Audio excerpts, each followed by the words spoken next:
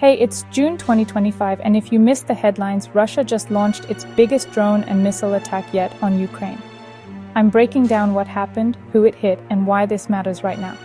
So, picture this.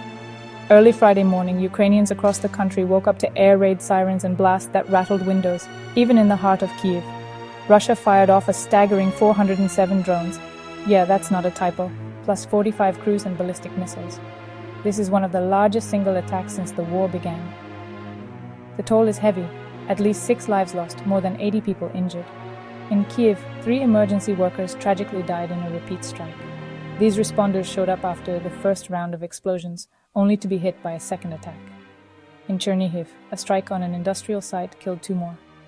Out west in Lutsk, an apartment block was reduced to rubble, claiming another life and injuring dozens.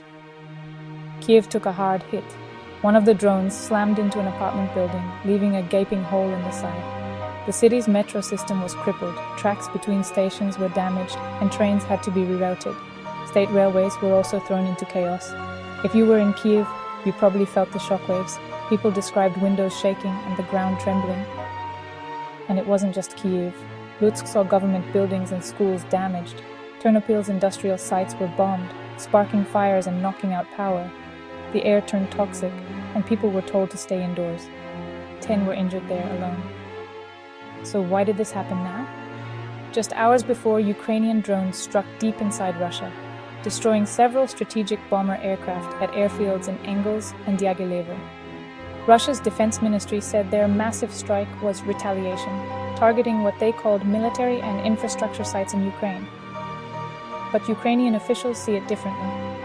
President Zelensky called for stronger international action and condemned the attacks on civilians and first responders.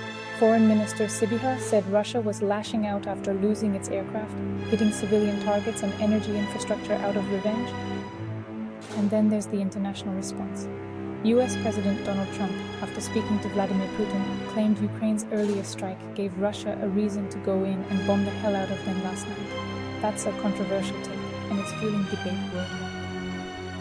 So where does this leave Ukraine? The country's still reeling with damaged cities, disrupted transit, and even more pressure on emergency services. But it's also a stark reminder. The conflict is escalating and the stakes keep rising. Stay tuned. This story is far from over. If you want updates and real talk on what's happening in Ukraine, hit subscribe. Thanks for listening.